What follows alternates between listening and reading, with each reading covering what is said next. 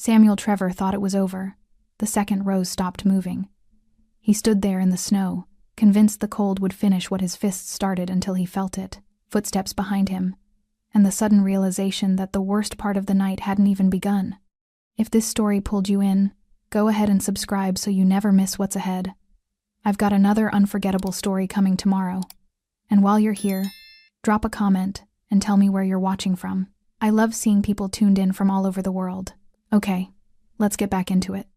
Rose Morgan's blood hadn't frozen yet when Samuel Trevor decided the night was finally quiet enough to leave her behind. He stood over her crumpled body, flexing his bruised knuckles, feeling the ache settle into bone.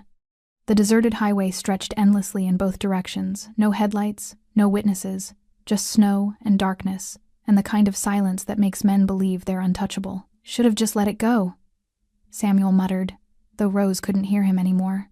She lay face down on the icy asphalt, one arm twisted beneath her torso, the other stretched outward like she'd been reaching for something that never came. Her dark hair fanned across the road, dusted white with fresh snow.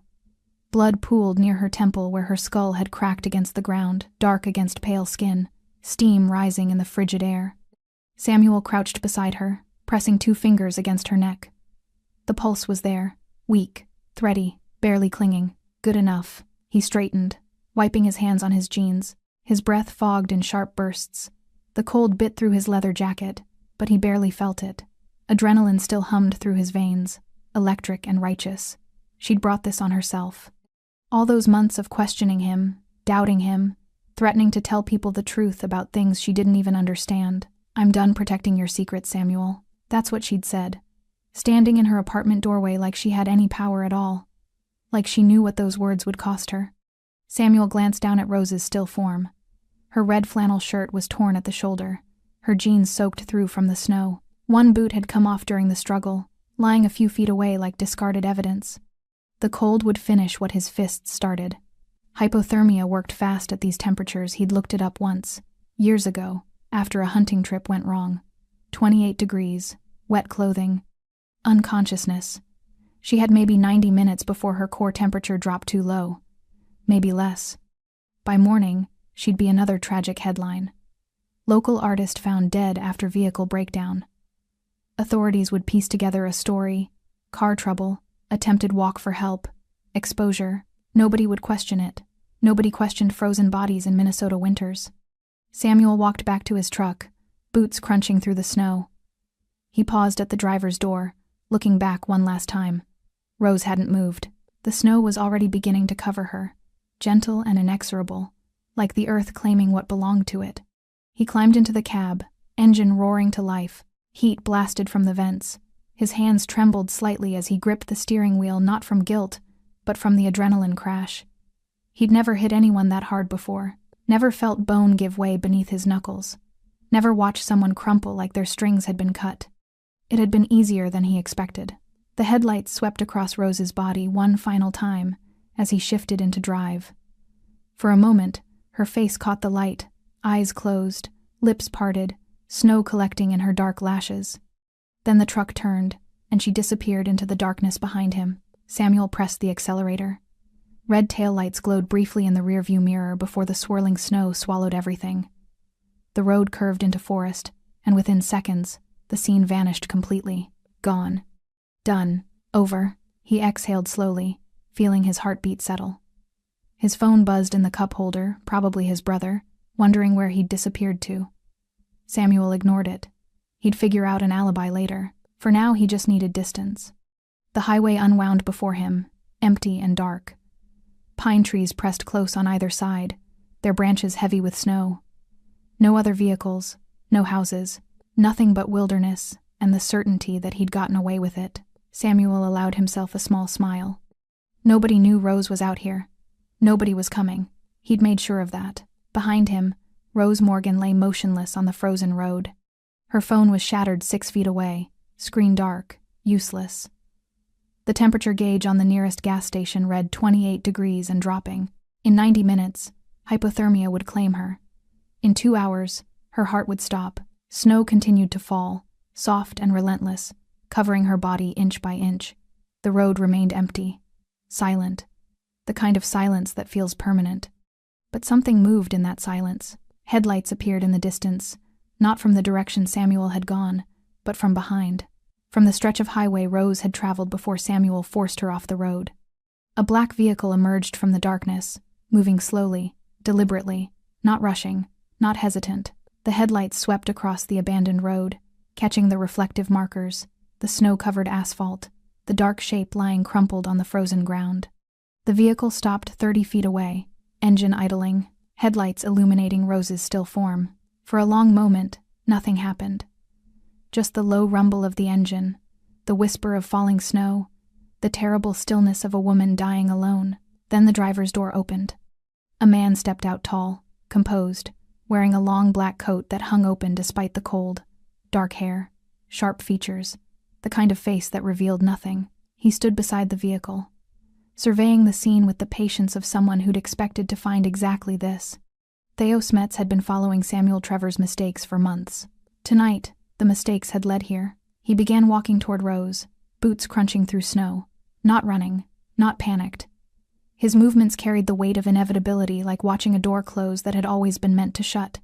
The headlights cast his shadow long across the road, stretching toward Rose's body. Steam rose from his breath. Snow collected on his shoulders. He stopped beside her, looking down at her unconscious form with an expression that might have been calculation, or might have been something harder to name. Then Theo turned, very slowly, looking back down the empty highway. In the direction Samuel Trevor had disappeared, and in that moment, standing alone on a frozen road with a dying woman at his feet, Theo Smets made a decision that would unravel everything Samuel thought he'd buried. The night wasn't over. It was just beginning. Rose's first thought wasn't pain. It was cold, the kind of cold that felt like drowning, like being pulled under dark water where sound became distant and movement turned sluggish. She tried to open her eyes but couldn't remember how. Tried to move, but her body had become something foreign, disconnected, refusing every command. Somewhere far away, she heard breathing. Her own? Someone else's? She couldn't tell. Snow touched her face, soft, persistent, melting against skin that barely registered sensation anymore. Each tiny impact felt like a whisper telling her to let go, to sink deeper into the numbness spreading through her limbs. Her mind grasped for something solid, a memory, a reason to fight. Samuel's face, twisted with rage, his fist connecting, the world tilting, asphalt rushing up. The memory arrived fragmented, edges blurred.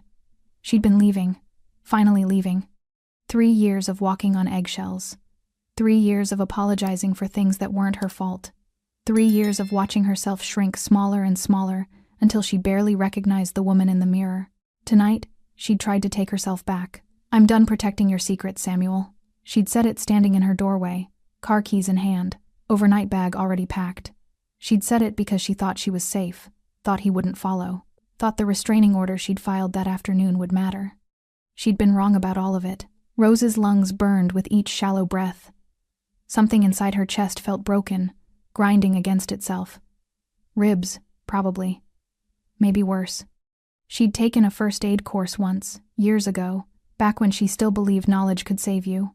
Back when she thought being careful meant being safe. Flail chest, punctured lung, internal bleeding. The terms floated through her consciousness like debris from a shipwreck. She tried to move her left arm. Nothing. The signals from her brain died somewhere between intention and execution. Her body had stopped listening, stopped cooperating, stopped caring whether she survived the next 60 seconds. Panic fluttered weakly in her chest, a bird with broken wings. Move. Get up. Crawl. Do something. But her muscles wouldn't respond. She was trapped inside herself, a passenger in a vehicle careening toward oblivion with no way to grab the wheel. The cold intensified. She'd grown up in Minnesota winters, knew the progression. Numbness first, her fingers and toes already gone. Sensation retreating inward like her body was abandoning its extremities to save the core. Then the shivering would come, violent and uncontrollable. Then confusion. Then the final stage, the cruel warmth that made hypothermia victims strip naked before they died, convinced they were burning up as their bodies shut down. She wondered which stage she was in now, wondered if she'd feel herself cross into the last one. Rose's thoughts drifted to her apartment small, cluttered with half-finished paintings, smelling of turpentine and coffee. She'd been working on a series about metamorphosis, butterflies emerging from cocoons. The irony wasn't lost on her. She'd spent months painting transformation while trapped in a relationship that was slowly killing who she used to be. Who was I before him? She couldn't remember anymore. Samuel had taken so much her confidence, her friends, her sense of safety in the world. He'd done it slowly, methodically, the way water erodes stone. By the time she realized what was happening, she'd already lost pieces of herself she couldn't name.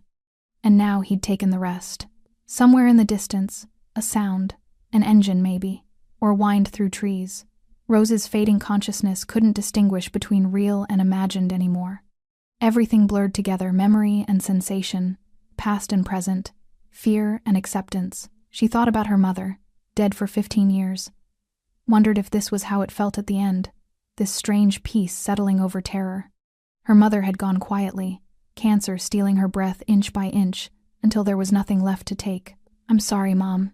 I should have been stronger." But what good was strength against men like Samuel? Men who smiled in public and raged in private. Men who apologized with flowers and promises before their fists found skin again. Men who made you believe you deserved every bruise, every cruel word, every moment of fear. Rose had tried to be strong, tried to leave 6 times before tonight. Each time, he'd found a way to pull her back. Threats, tears, promises of change that lasted exactly long enough for her to unpack her bags. This time she hadn't told him she was leaving, hadn't given him the chance to manipulate or threaten. She'd filed the restraining order, packed her car, and driven. He'd found her anyway, because men like Samuel always did. Her breathing grew shallower. The pain in her side dulled into something almost bearable, not because it had lessened, but because her body was running out of ways to register suffering. Everything was shutting down, systems failing one by one, like lights going dark in a house nobody lived in anymore. "This is how I die," Rose thought distantly, alone on a frozen road because I finally tried to save myself. The injustice of it should have made her angry, should have ignited some spark of rage, some final burst of will to survive. But she was so tired, tired of fighting, tired of being afraid, tired of carrying the weight of Samuel's violence like it was something she'd earned. Maybe it was easier to let go. Maybe the cold was a mercy. Snow accumulated on her eyelashes, her hair, the corner of her mouth. Her breath came in barely, their whispers. The road stretched empty and endless, and Rose Morgan felt herself slipping away from it, from everything, into darkness that promised an end to hurting. Then, footsteps, close, real, crunching through snow with deliberate weight, not running, not panicked. Rose's dying consciousness registered the sound but couldn't process its meaning, couldn't separate hope from hallucination. Her brain was shutting down, inventing comfort where none existed. The footsteps stopped. Someone knelt beside her. And in that moment between life and death, Rose Morgan sensed something impossible. She wasn't alone anymore. Theo Smets didn't believe in coincidence. He believed in patterns, in consequences, in the inevitable collision between actions taken and debts owed. He believed that men like Samuel Trevor always left trails sloppy, arrogant trails because they never imagined anyone was watching closely enough to follow. Samuel had been wrong about that. Theo knelt beside Rose Morgan's unconscious body, his coat brushing snow-covered asphalt. Up close, the damage was worse than he'd expected. Her face was swollen on the left side, purple bruising already blooming across her cheekbone. Blood had dried in her dark hair, matting it against her skull. Her breathing was shallow, irregular, the kind of breathing that preceded not breathing at all. He pressed 2 fingers against her neck. Pulse weak but present, core temperature dropping fast. Maybe 30 minutes before irreversible damage. Maybe less. Theo's jaw tightened. He'd been tracking Samuel for 3 months, watching, documenting, waiting for the right moment to collect what was owed. Samuel had been stealing from people. Theo protected, skimming money from accounts he thought were invisible, telling lies to dangerous men who didn't forgive being made fools of. Small crimes that added up to significant debt. But this Theo looked down at Rose's broken form. This was different. This wasn't about money or business or the careful mathematics of underworld justice. This was rage. This was personal. This was a man who'd lost control and left a woman to freeze because he was too much of a coward to face what he'd done. Theo stood slowly, surveying the scene with professional detachment. Rose's shattered phone, the single boot lying separate from her body, the tire tracks where Samuel's truck had turned around. The story wrote itself clearly for anyone trained to read violence. Samuel hadn't planned this. The location was wrong, too exposed, too close to the main highway. This was improvisation born of anger, not calculation. Which meant Samuel was panicking, which meant he'd make more mistakes. Good.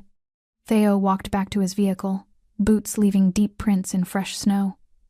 The black sedan idled quietly, headlights still illuminating Rose's body like a stage spotlight. He opened the rear door, retrieved his phone, and made a call. It was answered on the first ring. "I need a medical team," Theo said without preamble. "Discreet. Head trauma, possible internal injuries, severe hypothermia, 20 minutes from my location or she doesn't make it."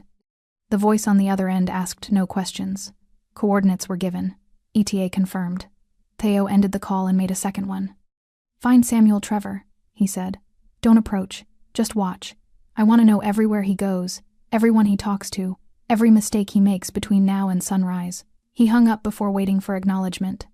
Theo returned to Rose's side, removed his coat, and laid it carefully over her body. The gesture was practical body heat retention, slowing hypothermia, but something in the way he arranged it, ensuring her face was covered from the falling snow, suggested a consideration that went beyond mere pragmatism. For several moments, he simply stood there, hands in his pockets, watching her labored breathing. Snow collected on his shoulders, his dark hair, the sharp angles of his face. The cold didn't seem to touch him. He stood like a man accustomed to waiting in places others fled from. Rose stirred slightly, not waking, but some deep survival instinct causing her body to shift. A soft sound escaped her throat, something between a whimper and a sigh. Her fingers twitched beneath Theo's coat. "Easy," Theo said quietly, though he knew she couldn't hear him. "Help is coming." He checked his watch. 17 minutes until the medical team arrived. 17 minutes to keep her alive. Theo crouched again, this time gently repositioning her head to keep her airway open. His hands were steady, efficient, the movements of someone who'd dealt with trauma before. He checked her pupils with a small flashlight from his pocket. Sluggish response, but responsive. Checked her breathing, too shallow. Checked the blood on her temple clotting, but the injury beneath was significant. She needed a hospital, proper medical care, warmth and time, and things Theo couldn't provide alone on a frozen road. But hospitals meant police. Police meant questions. Questions meant investigations that could expose connections Theo preferred to keep buried. He'd have to work around that. Movement caught his attention. Headlights in the distance, approaching from the south. Theo's hand moved instinctively toward his waist, then relaxed. The vehicle slowed as it neared, a pickup truck with rusted panels and a cautious driver. It rolled to a stop 30 feet away. An older man climbed out, wearing a heavy coat and confusion. "Everything okay here?" Theo stood, positioning himself between the stranger and Rose. "Car accident. Help is already on the way." The man squinted through the snow, trying to see past Theo. "That girl looks hurt. Maybe I should." "Your help isn't needed." Theo's voice remained level, but something in his tone, in the way he held himself, made the man take a step backward. "Right. Okay. Just trying to help. I understand. Drive safe." The man hesitated, looked once more toward Rose's concealed form, then climbed back into his truck. He drove away slowly, glancing in his rearview mirror until the darkness swallowed him. Theo waited until the taillights disappeared completely before returning his attention to Rose. 14 minutes. He knelt again, checking her pulse, weaker than before. Her lips were turning blue despite the coat covering her. Theo removed his suit jacket, added it to the layers over her body. His dress shirt offered little protection against the cold, but he didn't seem to notice. "Stay with me," he said, his voice quiet against the whisper of falling snow. "Don't give him the satisfaction." Rose didn't respond. Her breathing grew more labored, each inhale a visible effort. Theo placed his hand against her neck, monitoring her pulse with his fingers. It fluttered beneath his touch, fragile, fading, a life held together by threads that were fraying one by one. He'd seen men die before. Watched the light leave eyes, felt the final breath rattle through broken bodies. He'd caused some of those deaths himself, when circumstances demanded and mercy ran out. But this was different. Rose Morgan hadn't earned this death, hadn't played the games that led men to frozen roads and final reckonings. She was collateral damage in Samuel Trevor's spiral toward consequence, and Theo Smets didn't allow collateral damage. Not anymore. 11 minutes. In the distance, barely audible over the wind, came the sound of approaching sirens. Samuel Trevor made it 37 miles before his hands stopped shaking. He drove through the darkness with his headlights cutting tunnels through falling snow, radio off, heat blasting, mind racing through the details, alibi first, then cleanup, then the careful performance of normalcy that would carry him through the questions that might never come. Because nobody knew. Nobody saw. He'd made sure of that. Samuel pulled into a truck stop off Highway 61, parking beneath flickering fluorescent lights that turned the snow purple. Inside, he'd grab coffee, maybe food, establish a timeline that placed him nowhere near that frozen road. His phone showed 1:14 a.m. Perfect. He'd say he'd been driving all night, heading to Duluth for a weekend fishing trip. Nobody could prove otherwise. He climbed out of his truck, stretching muscles still tight with adrenaline. The parking lot was mostly empty, a semi idling in the corner, a sedan with Minnesota plates, a motorcycle covered in snow. Normal, quiet. Samuel walked toward the entrance, rehearsing his story. Then he stopped. A black vehicle sat in the shadows near the exit engine running, headlights off. The kind of car that cost more than Samuel made in a year. The kind that didn't belong at a truck stop in the middle of nowhere. Probably nothing. Rich guy stopping for gas. Wrong turn. Samuel continued toward the door. Samuel Trevor. The voice came from behind him, calm, measured, carrying the weight of someone accustomed to being heard. Samuel turned. A man stood beside the black sedan, tall and composed in the falling snow. Dark hair, sharp features, expensive clothes that somehow looked wrong in the fluorescent glare, too refined, too intentional. He wore a dress shirt despite the cold, no coat, like the temperature was merely a suggestion he'd chosen to ignore. "Do I know you?" Samuel kept his voice casual, but his heart rate kicked up. The man walked closer, movements unhurried. "No, but I know you." Something in those words made Samuel's stomach drop. Not the words themselves, but the certainty behind them. The kind of certainty that came from knowledge, not assumption. "Look, I don't know what you left Rose Morgan on Route 47. The man stopped 6 feet away. "Approximately 40 minutes ago. You checked her pulse, confirmed she was alive, and left her to freeze." Samuel's blood went cold, colder than the night air, colder than the fear crystallizing in his chest. "I don't know what you're talking about." The lie came automatically, but it sounded hollow even to his own ears. The man tilted his head slightly, studying Samuel the way someone might study an insect pinned to a board. "Your hands are bruised. Your right sleeve has blood on the cuff. You're 20 miles past your apartment, driving in the wrong direction, and your story about Duluth won't hold because you didn't pack fishing gear." Samuel looked down at his hands, knuckles purple and swollen, at his sleeve dark stain he'd somehow missed, evidence he'd been too arrogant or too stupid to notice. "Who the hell are you?" "Theo Smets." The name landed like a punch.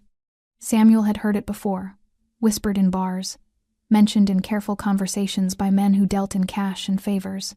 Stories about a man who moved through the underworld like smoke, who settled debts quietly and permanently, who never needed to raise his voice because his reputation did the screaming for him. Stories Samuel had dismissed as exaggeration. Urban legends told by small-time criminals trying to sound dangerous. Looking at Theo Smets now, in the flesh, Samuel understood every story had been an understatement. "I didn't." Samuel's mind scrambled for traction. "Whatever you think happened. I think you've been stealing from the Bellamy accounts for 6 months. Theo's voice remained conversational. "I think you've been skimming profits from deliveries you were trusted to transport. I think you've been telling lies about people who don't forgive being lied about." Samuel's throat went dry. The Bellamy accounts. Christ, he'd been so careful, taking only small amounts, covering his tracks. "How did... And tonight?" Theo continued. "I think you decided Rose Morgan knew too much about your business, so you eliminated the problem. She's my ex-girlfriend, not... She passed information to an accountant 3 weeks ago." Theo's expression didn't change. "Copies of invoices you thought she'd forgotten about. Details about shipments that didn't match manifests. She didn't know what she was giving away, but you did. That's why you followed her tonight. That's why you panicked." Samuel felt the world tilting beneath his feet. Rose had talked to an accountant? Given away his paperwork? When? How? "I want you to understand something," Theo said, taking one step closer. "I've been watching you for months, Samuel. Watching you steal, watching you lie, watching you make enemies of people who take enemies very seriously. I've been patient because the debt you owe takes time to calculate properly. Another step, but tonight, you hurt someone who had nothing to do with your crimes. Someone who was only guilty of knowing you. And that Theo's voice dropped lower, quieter, somehow more terrifying in its restraint, changes everything. Samuel's hand moved toward his pocket keys, phone, anything but Theo's gaze stopped him cold. If you run, I'll find you before sunrise. If you call the police, I'll ensure they discover every crime you've committed since you turned 18. If you try to finish what you started with, Theo paused, letting the implication hang in the frozen air. You won't get close enough to try. What do you want? Samuel's voice cracked. I want you to understand that this story is over. Your version ends here. What happens next depends entirely on whether Rose Morgan lives or dies. Is she? Samuel stopped himself, but too late. Theo smiled, but it was the kind of smile that made Samuel's skin crawl. You're wondering if she's alive, if someone found her, if your mistake is reversible. He took one final step, close enough that Samuel could see the absolute coldness in his eyes. She's alive, Samuel, despite everything you did to make sure she wasn't, and now you're going to live with what comes next. Theo turned, walking back toward his vehicle with the same unhurried confidence he'd approached with. Where are you going? Samuel called out, his voice desperate. Theo opened his car door, looked back over his shoulder, to watch you understand what consequence feels like. Then he was gone, the black sedan pulling away into darkness, leaving Samuel Trevor standing alone under fluorescent lights with blood on his sleeve, and the weight of his mistakes finally catching up. The medical team arrived without sirens. 2 vehicles, a dark SUV and an unmarked van pulling onto the frozen road with practiced efficiency. 4 people emerged, 2 paramedics, a doctor, and someone Theo recognized as one of Dr. Keller's trauma specialists from the private clinic downtown. No questions asked, no paperwork. No official records that would trigger investigations, exactly as Theo had requested. How long? Dr. Keller knelt beside Rose, already assessing vitals with swift, practiced movements. 43 minutes since I found her, Theo said, pulse weakening, breathing shallow, core temperature critical. Dr. Keller worked quickly, IV line inserted, heated blankets wrapped, oxygen mask secured. Her team moved like choreographed dancers, each person knowing their role without needing direction. Possible skull fracture, multiple rib fractures, internal bleeding likely. Dr. Keller looked up at Theo. She needs surgery. Soon. Can she be moved? She'll die if we don't, Theo nodded. Take her to your facility. Keep her off the grid. No police notifications until I say otherwise. Dr. Keller hesitated. If she doesn't make it, she will. Theo's voice carried absolute certainty, as if he could will it into being. Make sure of it. They loaded Rose into the van with mechanical precision.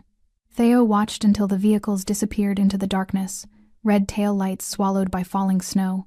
Then he stood alone on the empty road, studying the scene Samuel had left behind. Blood on asphalt, tire tracks, a single boot, the shattered phone. Evidence of violence, evidence of abandonment, evidence of a man who thought he could erase someone and walk away clean. Theo retrieved the phone, careful not to disturb the screen fragments.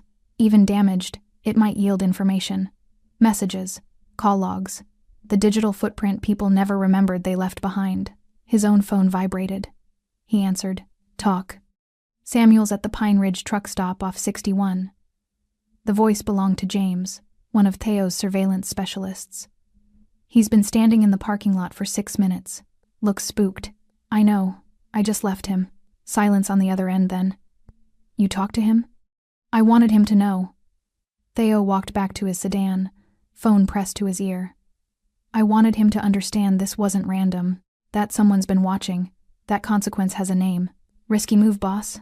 Samuel Trevor is a coward who hits women and steals from people he thinks won't notice. He's not smart enough to be dangerous. Theo climbed into his car. But I need everything on him. Not just the Bellamy accounts. Everything. Who he talks to, who he owes, where his money goes. And I need to know exactly how Rose Morgan became involved. Already working on it. Found something interesting about 3 weeks ago. Rose visited Mueller and Associates downtown. Accounting firm. She was there 90 minutes. Theo's jaw tightened. Why? Still digging. But Mueller handles the Bellamy portfolio. And they've been flagging irregularities in Samuel's shipment records for months. The pieces started connecting. Rose hadn't been just Samuel's ex-girlfriend. She'd been his liability. The person who could unknowingly expose his crimes simply by answering questions honestly. Find out what she told them, Teo said. Every detail. On it. Also, Samuel's brother called him twice in the last hour. Left voicemails. Want me to pull the audio? Yes. And put eyes on the brother. If Samuel runs to family, I want to know. Theo ended the call and sat in the darkness, engine idling, heat blasting against the cold. His mind worked through scenarios, calculating probabilities, anticipating Samuel's next moves. Samuel would panic. Men like him always did when they realized the walls were closing in. He'd either run stupid but predictable, or he'd try to cover his tracks by eliminating evidence, which meant Rose needed protection even after she woke up. If she woke up, Theo pushed the thought away. Dr. Keller was the best trauma surgeon in the state, discreet and expensive. If anyone could save Rose, it was her. His phone buzzed again. A text from an unknown number. Package delivered. She's in surgery. Will update in 3 hours. Package. As if Rose Morgan were cargo instead of a woman bleeding out because she'd made the mistake of trusting the wrong man. Theo opened his contacts, found a name he hadn't called in months. The line rang 3 times before connecting. Smets. The voice was rough, heavy with sleep. Do you know what time it is? I need everything on Rose Morgan. 28 years old, artist, lives on Riverside. Last known employment at the Copper Gallery downtown. Why? Detective Hayes sounded more awake now, suspicious. Because she's in my protection now, and I need to know who she is beyond what Samuel Trevor tried to destroy. Silence. Then, Trevor, that piece of work who's been running deliveries for the Bellamy operation? The same. What did he do? What men like him always do. Theo's voice was flat.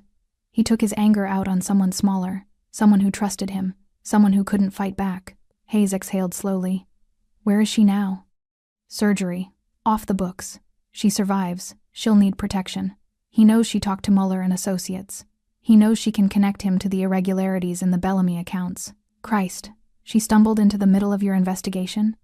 She didn't stumble. She was used. Theo watched snow accumulate on his windshield. Samuel thought she was just his ex-girlfriend. Thought she'd keep his secrets because that's what victims do. But she didn't. She talked. And tonight, he tried to erase that mistake. You want me to bring him in? Not yet. I want him scared. I want him making mistakes. I want him to understand that running won't save him, and neither will silence. Smets, Hayes' tone shifted. Cautionary. Whatever you're planning. I'm planning to make sure Rose Morgan wakes up in a world where Samuel Trevor can't touch her again. Everything else is just logistics. Theo ended the call before Hayes could argue.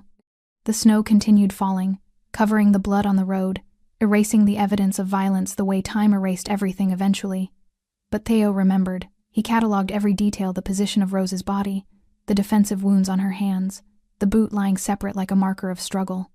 Samuel had made this personal when he left her to die. Now Theo would show him what personal really meant. Samuel Trevor sat in his truck for 27 minutes before he found the courage to move. His hands gripped the steering wheel, knuckles white, mind replaying Theo Smets's words on an endless loop. She's alive, despite everything you did to make sure she wasn't. Alive meant witnesses. Alive meant testimony.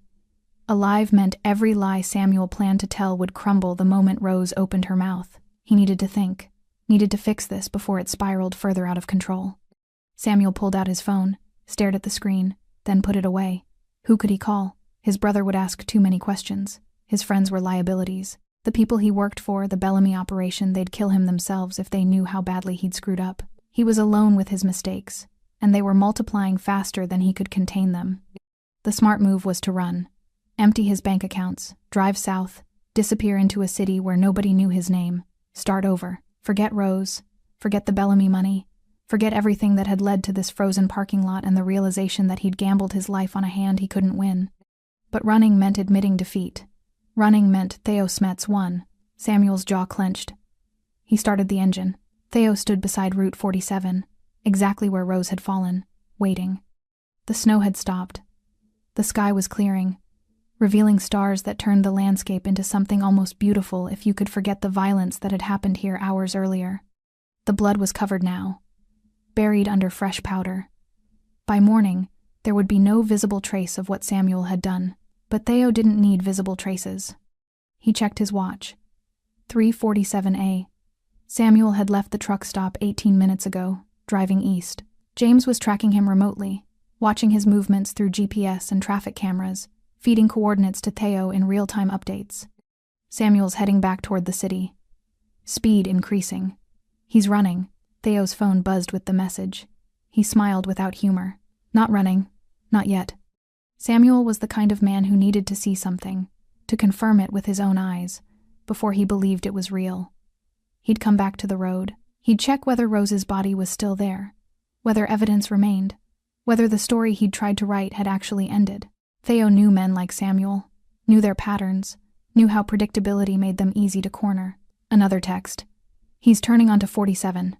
Heading your direction. Perfect.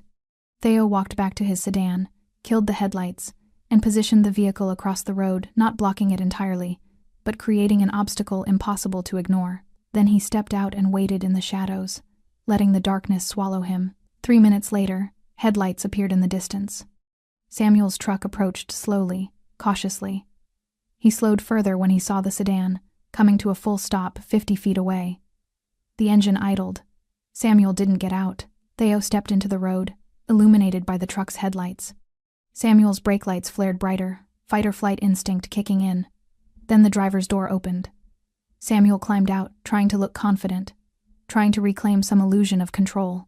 "You following me now?" Samuel called out, voice carrying false bravado. "No, I'm waiting for you." Theo walked closer. "I knew you'd come back. Men like you always do. You need to see the scene. Need to confirm the story ended the way you wanted." Samuel's hands clenched into fists. "I don't know what game you're—" "This isn't a game, Samuel. This is consequence."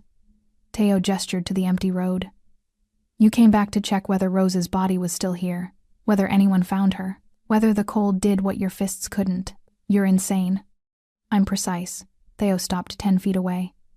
"I chose this location specifically. No traffic at night, no witnesses, no security cameras within 3 miles. The nearest house is 4 miles east. If someone screamed here, nobody would hear them." Samuel took a step backward. "Are you threatening me?" "I'm explaining context." Theo's voice remained level, conversational. "You thought this road was empty by coincidence. It wasn't. I've been directing your movements for weeks, Samuel. The jobs you took, the routes you drove, the people you trusted, all of it calculated to bring you here, to this moment, where you finally understand how thoroughly you've been outmaneuvered." The color drained from Samuel's face. "That's not possible." "The delivery to Cloquet 2 weeks ago? I arranged it. The late-night pickup last Thursday? Mine. The accountant Rose visited?" Theo smiled coldly. "I sent her there. Gave her just enough information to ask the right questions without understanding why." Samuel staggered slightly, as if the ground beneath him had shifted. "You used her. I protected her. There's a difference." Theo's expression hardened. "You were stealing from people who don't forgive theft. I needed proof. Rose provided it without knowing. She was safe until you made her a target. I didn't. You beat her unconscious and left her to die." Theo's voice cut through the night like a blade. "Don't insult us both by pretending otherwise." Samuel's breathing quickened. His eyes darted around the empty road, calculating odds, measuring distances. Theo could see the desperation building the moment when cornered animals stopped thinking and started clawing. "Sit down, Samuel." "What?" "Sit down." Theo pointed to the ground. "Right there, in the snow." "I'm not." Theo moved. Not running, not rushing, just closing the distance with frightening speed. Samuel tried to react, tried to raise his hands, but Theo's palm struck his chest precise, controlled, and Samuel's legs buckled. He dropped to his knees in the snow, gasping. "I said sit." Theo stood over him. "You're going to stay right there while I explain exactly what happens next." Samuel looked up, fear finally replacing arrogance in his eyes. "Rose is alive," Theo continued. "She's in surgery. If she dies, you die. Not quickly, not mercifully. You die the way you made her suffer slowly, in the cold, knowing nobody's coming to save you. Please. If she lives, you answer for everything. The theft, the violence, the lies. You confess to the Bellamy operation. You return every cent you stole. You disappear from Rose's life so completely she forgets you existed. They'll kill me if I confess." "Yes." Theo crouched down, eye level with Samuel. "But that's better than what I'll do if you run. Because, Samuel," his voice dropped to barely above a whisper, "I will always find you. Always. And when I do, You'll wish you'd taken your chances with them. Headlights appeared in the distance, 2 vehicles approaching from the east. Samuel's eyes widened. Who's that? People who've been waiting for permission to collect what you owe. Theo stood. This is the moment, Samuel. The moment you decide whether you die a coward or whether you face what you've earned. The vehicle stopped. Doors opened. 3 men emerged, large, silent, purposeful. Samuel looked up at Theo, all pretense finally stripped away. What did you do? I balanced the scales. Theo walked toward his sedan. Everything else is just gravity. The 3 men moved like shadows given substance, deliberate, unhurried, carrying the weight of professional violence barely contained beneath pressed suits and impassive expressions. Samuel recognized one of them, Victor Bellamy's enforcer, the man who handled problems too delicate for police involvement. Problems like theft, like betrayal, like loose ends that talk too much. Samuel tried to stand, but his legs wouldn't cooperate. Fear had locked his muscles, turned his bones to water. Wait, Theo. Please, we can work this out. Theo paused at his sedan, hand on the door. He didn't turn around. You had months to work it out, Samuel. Every day you stole, every lie you told, every time you chose cowardice over accountability, those were opportunities. You spent them all. I'll confess. I'll tell them everything. I'll return the money. Yes, you will. Theo finally looked back, his face illuminated by the sedan's interior light. But not because I'm giving you a choice, because it's the only path left that doesn't end with your body feeding the woods before sunrise. The enforcer, a broad man with Slavic features and hands like concrete blocks, stopped in front of Samuel. He didn't speak, didn't need to. His presence said everything words couldn't. Samuel's breath came in ragged gasps. This isn't fair. Fair? For the first time, emotion cracked through Theo's controlled facade. You beat a woman unconscious, left her bleeding in the snow, hoped the cold would erase your mistakes like she was nothing more than an inconvenient witness. And you want to talk about fair? Theo walked back toward Samuel, each step measured, controlled, dangerous. The 3 men parted to let him through. He crouched down again, close enough that Samuel could see the absolute coldness in his eyes, the kind of cold that had nothing to do with temperature and everything to do with the absence of mercy. I've killed men, Samuel. Men who deserved it less than you do. Men who made cleaner mistakes, who showed more courage, who faced their consequences without begging. Theo's voice was barely above a whisper, forcing Samuel to strain to hear. Do you want to know why you're still breathing? Samuel nodded frantically. Because Rose Morgan is still breathing. Because somewhere in a surgical suite, a doctor is fighting to keep her heart beating, her lungs working, her brain functioning despite everything you did to stop them. Her survival is the only thing standing between you and a shallow grave. Theo stood, brushing snow from his knees. So here's what happens now. You're going to get in that vehicle. He pointed to the black SUV idling behind the 3 men. You're going to drive to the Bellamy warehouse. You're going to confess every theft, every lie, every cut you skimmed from their operations. You're going to return every cent you can access and sign over everything you own to cover the rest. They'll kill me. Probably. Theo's expression didn't change. But Victor Bellamy is a businessman first. He might decide your debt can be worked off. Might decide you're worth more alive than dead. That's between you and him. And if I refuse? Theo glanced at the enforcer, then back to Samuel. Then you don't leave this road. And tomorrow, when hunters find your truck abandoned with blood on the steering wheel, everyone will assume you ran. Assume guilt caught up with you. Assume the cold or the wolves or simple cowardice finally claimed you. The enforcer's hand moved to his waist, where something metallic glinted in the starlight. Choose, Samuel. Theo walked back to his sedan. Face what you've earned, or disappear into the same mercy you showed Rose. Samuel chose survival. He climbed into the SUV on trembling legs, flanked by 2 of the 3 men. The enforcer took the driver's seat, silent and immovable. The doors closed with the finality of a coffin lid. Theo watched the SUV pull away, taillights receding into darkness. The 3rd man, younger, sharper dressed, remained behind. What do you want me to do with his truck? He asked. Leave it. Let the police find it here. Let them wonder why Samuel Trevor abandoned his vehicle on a road where his ex-girlfriend nearly died. Theo climbed into his sedan. Sometimes the questions are more useful than the answers. The man nodded and disappeared into a second vehicle Theo hadn't noticed, arrive a dark sedan identical to his own. Within seconds, the road was empty again except for Samuel's abandoned truck. Headlights still burning, driver's door hanging open like a question mark. Theo sat in his car, engine off, darkness pressing against the windows. His phone buzzed, a message from Dr. Keller. Surgery complete. Critical but stable. Next 48 hours will determine recovery. Critical but stable. Medical terminology for not dead yet. Theo closed his eyes, feeling the tension he'd been carrying finally catch up with him. He'd been running on calculated fury for hours, moving pieces across a board only he could see, orchestrating consequences with surgical precision. But now, in the silence, he allowed himself one moment of something that might have been concern. Rose Morgan hadn't asked to be involved in his investigation, hadn't volunteered to become bait for Samuel's panic. She was collateral in a war between criminals, an innocent caught in machinery designed to grind people like her into dust, and yet she'd survived. Despite Samuel's fists, despite the cold, despite the odds stacked against her by geography and timing and the simple cruelty of men who thought violence solved problems, she'd survived because Theo had been watching, because he'd anticipated Samuel's breaking point, because he'd positioned himself exactly where consequence needed to arrive. But that didn't erase his responsibility, didn't change the fact that his investigation had painted a target on Rose's back, didn't absolve him of the role he'd played in bringing her to that frozen road. Another message from Dr. Keller. She's asking for someone.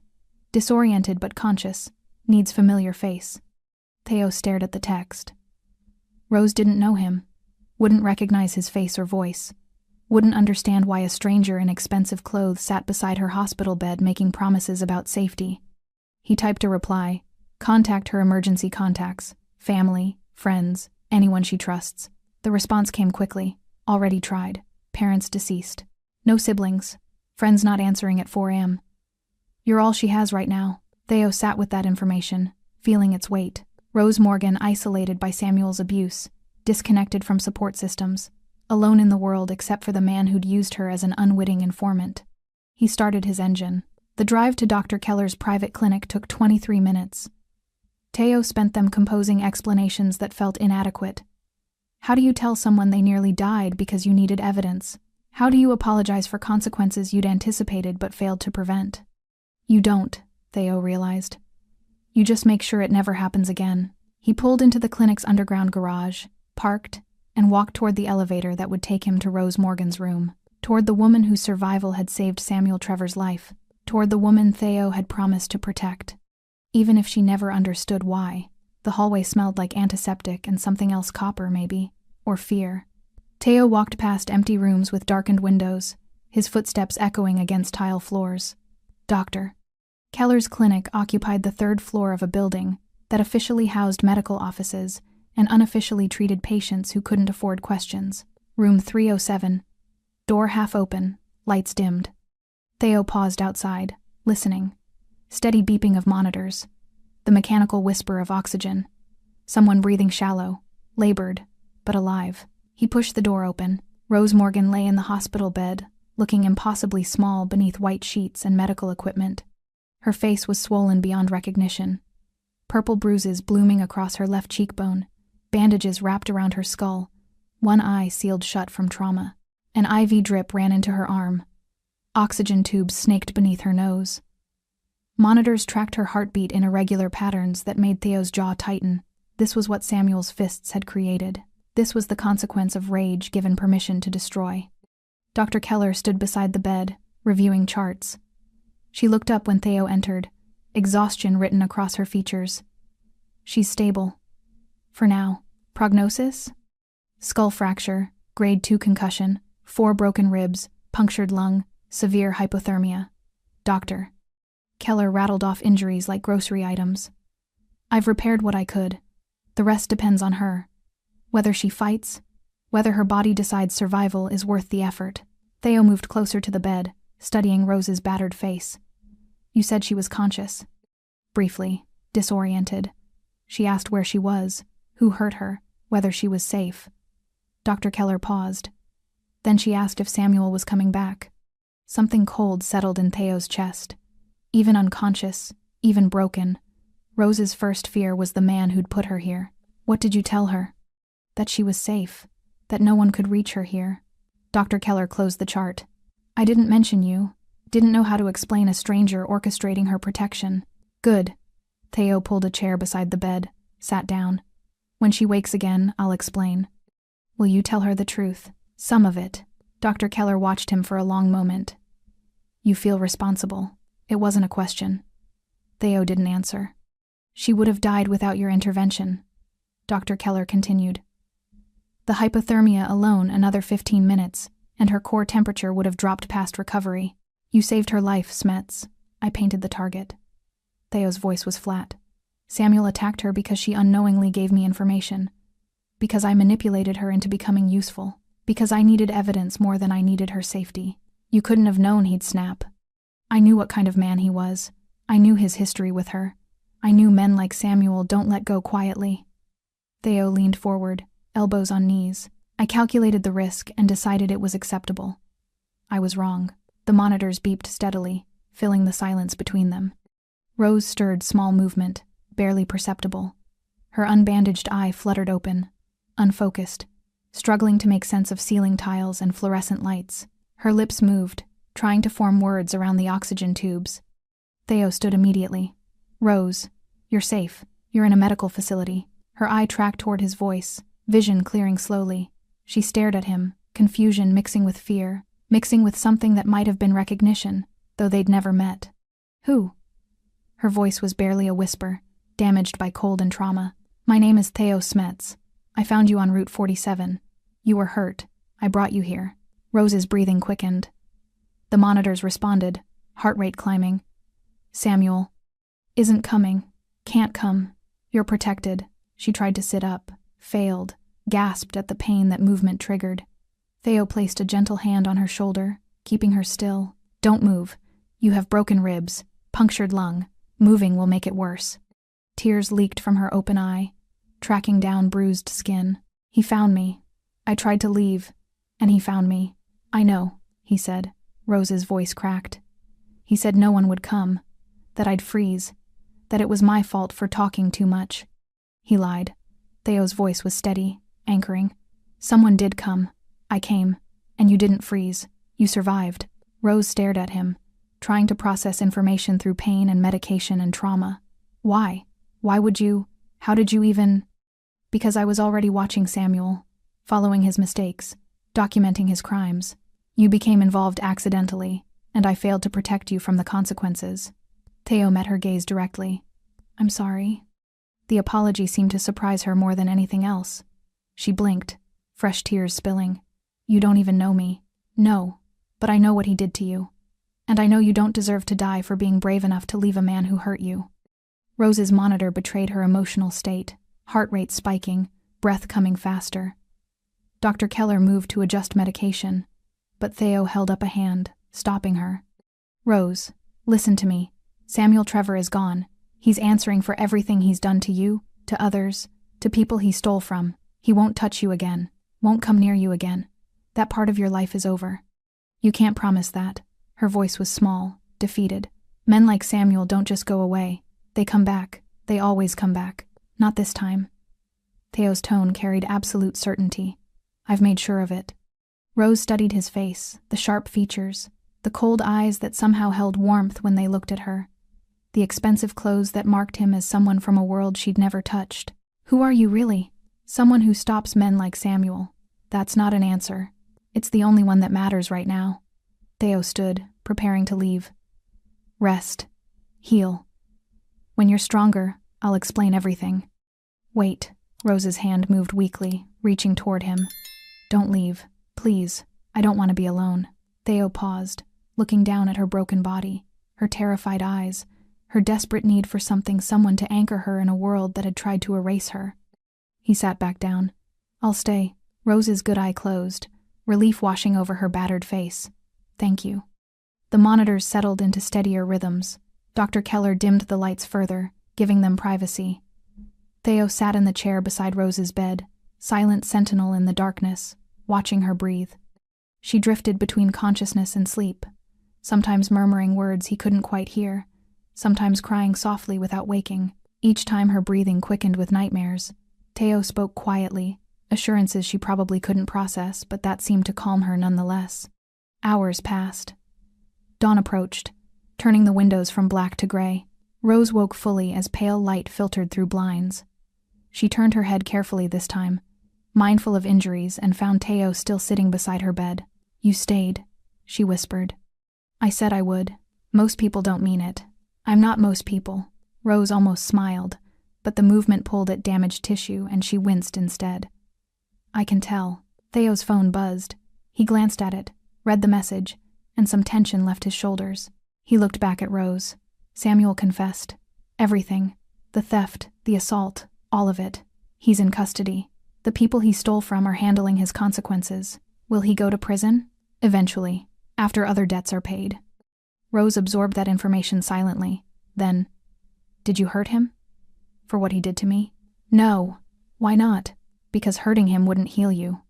Theo stood, straightening his shirt. "Revenge is satisfying for about 60 seconds. Then you're left with the same scars and a new weight to carry. I wanted you to have neither." Rose stared at him like he was speaking a foreign language. "I don't understand you." "You don't have to. You just have to trust that when I say you're safe, I mean it." "I do." The words surprised them both. Rose looked as confused by her own certainty as Theo felt hearing it. "I don't know why, but I do."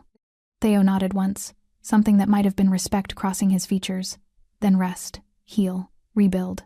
When you're ready to leave here, I'll make sure you have resources. Apartment, security, whatever you need to start over without fear." "Why would you do that?" "Because you deserved protection before, and you deserve support now." He moved toward the door. "And because I failed you once, I won't do it again." "Theo," Rose's voice stopped him at the threshold.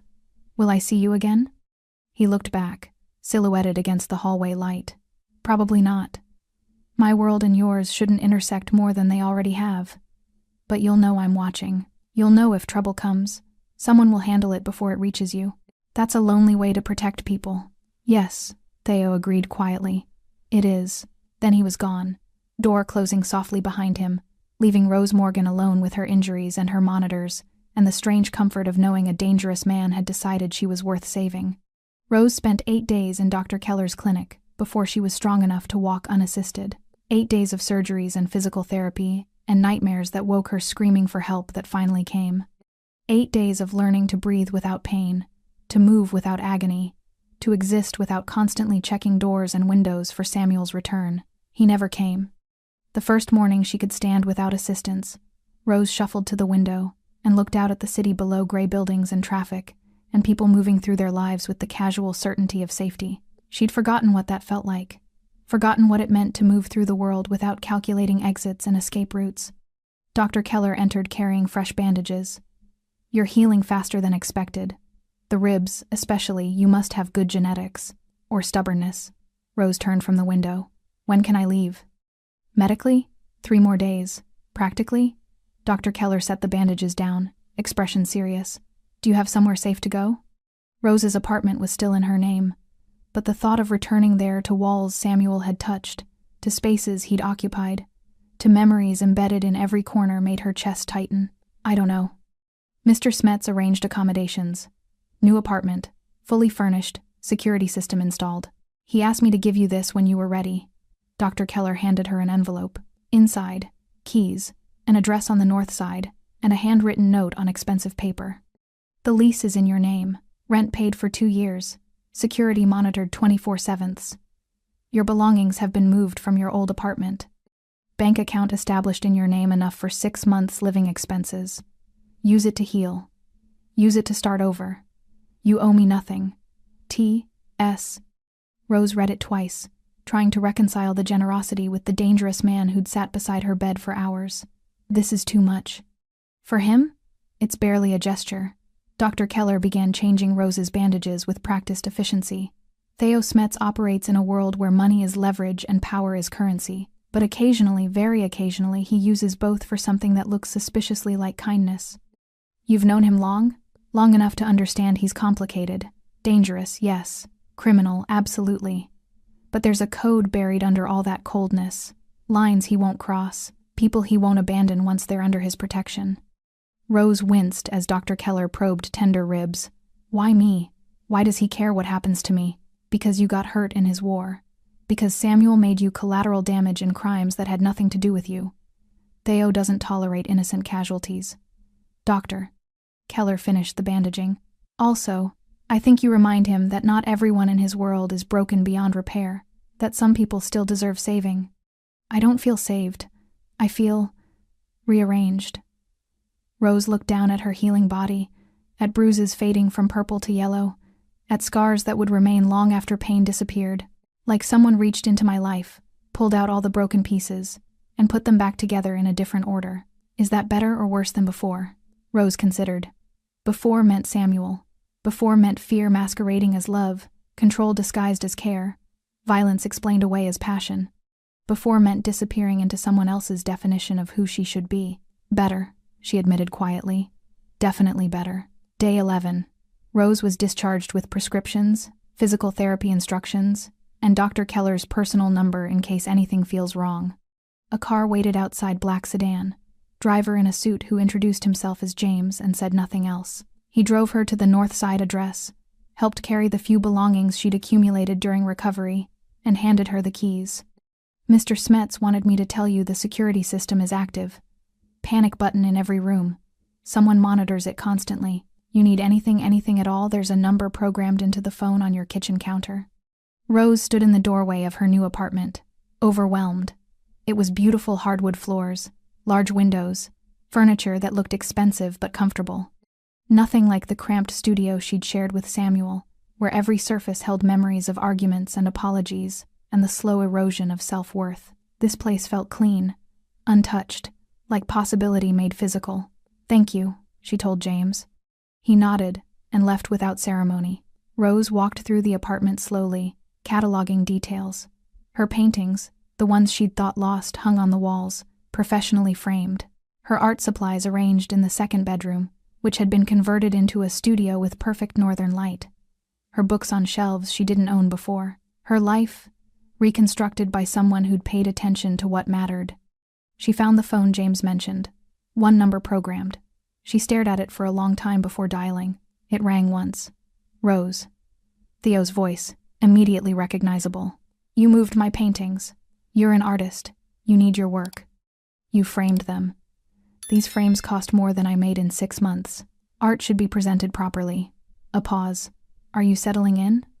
Rose looked around her new apartment, her new life, feeling gratitude and confusion warring inside her chest. Why are you doing this? The apartment, the money, the protection? You don't owe me anything. I owe you everything. Theo's voice was quiet. You nearly died because I used you without permission. Because I needed what you knew more than I protected what you were. That debt doesn't disappear because I wrote a check. So this is guilt? This is accountability. Rose sat down on the unfamiliar couch in her unfamiliar apartment. What happened to Samuel? He confessed. Repaid what he stole. Currently serving the rest of his debt in ways that don't concern you. Is he alive? For now. Whether he stays that way depends on choices he makes going forward. Good. Rose surprised herself with the venom in her voice. Then, softer. Will you visit? Check on me? No. The word landed like a door closing. Rose felt something crack in her chest, not heartbreak, but disappointment. Why not? Because my presence in your life is dangerous. Because people who know me become targets for people who hate me. Because you deserve safety more than you deserve my company. Theo exhaled slowly. You're rebuilding, Rose. Building something new from pieces Samuel tried to destroy. Don't let me become another complicated man who dictates your world. You're nothing like him. I'm exactly like him. I just hide it better. A long pause. Be safe, Rose Morgan. Make art. Build a life. Forget the night you almost died and the man who couldn't save you fast enough. Theo. The line went dead. Rose sat holding the phone, tears streaming down her healing face. Not from sadness, but from the strange ache of being protected by someone who refused to stay. Someone who saved her life and then disappeared because he believed his presence would damage what he'd fought to preserve. She understood it, even hated it a little, but she also knew Theo Smets was right. Her new life couldn't include the man who'd orchestrated its beginning. That would be trading one complicated relationship for another. Swapping Samuel's control for Theo's protection, losing herself again in someone else's definition of safety. Rose stood, wiped her eyes, and walked to the studio. Her easel waited. Clean canvas. Fresh paint. She picked up a brush and began creating something new. 4 months of physical therapy taught Rose that healing wasn't linear. Some days she woke without pain, body moving smoothly, scars barely noticeable. Other days, every breath hurt. Every movement reminded her of the night Samuel's fists rewrote her understanding of vulnerability. The therapist said this was normal, said trauma lived in the body long after wounds closed. Rose learned to live with both versions of herself. She painted through the hard days. Bold colors, aggressive brushstrokes, canvases that screamed what she couldn't say aloud. The studio became her sanctuary, the place where rage and grief and relief could coexist without apology. The Copper Gallery called 6 weeks after her discharge. Her old boss, Maria, voice careful and kind. "Rose, honey, I heard about everything. Are you okay?" Rose almost laughed. Was she okay? She was alive, which was more okay than Samuel intended. "I'm managing. Listen, I have a collector asking about your butterfly series, the Metamorphosis paintings. They want to commission new work, 12 pieces, full creative control, budget that'll keep you comfortable for a year. You interested?" Rose looked at the canvas she'd been working on, a woman emerging from darkness, wings forming from wounds. "Yes. I'm interested." The commission gave her purpose beyond survival. She worked 12-hour days, losing herself in paint and possibility, creating art that documented transformation without romanticizing trauma. Each piece told truth, that change was violent, that growth required destruction, that becoming someone new meant mourning who you used to be. The collector loved them, paid triple her asking price, asked for 20 more. Rose Morgan became, against all odds, successful. The panic attacks started 3 months in, sudden, devastating, triggered by nothing and everything. A man's voice raised in anger, footsteps behind her, the sound of truck engines. Her therapist said this was also normal, said hypervigilance was her nervous system trying to prevent future harm by catastrophizing present safety. Rose learned breathing techniques, grounding exercises. The phone number James had given her, which connected to a security team that talked her down from ledges only she could see. She never called Theo. The temptation was there, especially at 3:24, when nightmares woke her and silence felt like drowning. But he'd been clear. His presence was danger disguised as protection. And Rose was done letting men, even well-intentioned ones, define the boundaries of her world. She saved herself instead, one panic attack at a time. One nightmare survived. One day of choosing to keep breathing when breathing felt impossible. Samuel Trevor's name appeared in the news 4 months after that night. Rose saw it while scrolling her phone. Local man dies in custody following confession to multiple crimes. She read the article twice, feeling nothing, then everything, then nothing again. Samuel was dead, not from Theo's hands, but from consequences he'd spent years outrunning. The article mentioned theft, assault, connections to organized crime. It mentioned a woman he'd nearly killed. It didn't mention her name. Theo's influence, she suspected, keeping her privacy protected even in death's paperwork. Rose closed her phone and returned to her painting. That night, she dreamed of snow and silence, and the moment she'd given up, believing nobody was coming. She woke gasping, checking locks, confirming the security system's green light. Then she called her therapist and talked until dawn broke. The gallery opening happened on a Tuesday in spring. Rose stood among her paintings, 24 pieces, documenting transformation from victim to survivor, to something beyond simple categories. Critics called it visceral, unflinching, a testament to feminine resilience. Rose called it exorcism. Maria found her hiding in the corner, overwhelmed by attention. "You okay? Ask me tomorrow." "Fair." Maria squeezed her shoulder. "There's someone here asking for you. Says he's a friend, but wouldn't give his name." Rose's heart jumped. She scanned the crowd, searching for sharp features and cold eyes that sometimes held warmth, but the man approaching wasn't Theo. He was younger, dressed casually, carrying a small package. "Rose Morgan? Yes? Delivery for you. From someone who couldn't attend but wanted you to have this." He handed her the package and disappeared into the crowd before she could ask questions. Rose opened it carefully. Inside, a small card and a photograph. The photograph showed her unconscious on the frozen road, snow falling, darkness pressing close. But in the frame's corner, barely visible, a figure approached. Theo, captured mid-stride, walking toward her through the night. The card read, "You survived because you're stronger than the cold, the violence, and the men who thought they could break you. I was just there to witness it. Proud of what you've built. T.S." Rose stared at the photograph. at the visual proof that someone had come, that she hadn't been abandoned to die alone. That consequence had arrived exactly when it needed to. She tucked the photo into her bag and returned to her gallery opening, to the art she'd made from ashes, to the life she'd built from broken pieces, to the future Samuel never imagined she'd survive to see.